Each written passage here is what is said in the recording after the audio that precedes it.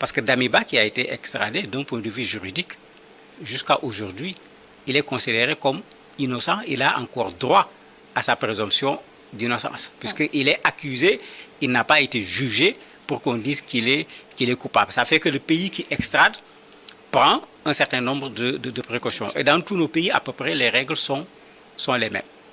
Première règle, on ne doit pas faire d'extradition pour des raisons politiques. Règles qui ne sont pas toujours respectées. Bien que c'est un principe qui se trouve au niveau de nos pays, qui se trouve également au niveau des textes internationaux auxquels nos pays ont adhéré. La deuxième règle, il faut que l'infraction soit quelque chose de grave. C'est-à-dire que ce n'est pas pour des broutilles qu'on va extrader une personne.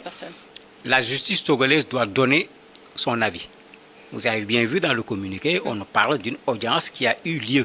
C'est-à-dire, c'est passé par la justice parce que ça part de la justice du Burkina, qui veut juger un citoyen burkinabé qui se trouve au Togo, qui saisit le ministère des Affaires étrangères, qui va saisir le ministère des Affaires étrangères au niveau du Togo, qui va saisir la justice du Togo pour dire voilà ce qu'on nous a envoyé contre une telle personne, pour qu'à partir du Togo, les juridictions se prononcent sur la question. Dernier élément qu'on retrouve un peu partout, la garantie du respect des droits de la personne qui doit être extradée. Dans le communiqué, vous avez tous ces éléments qui reviennent.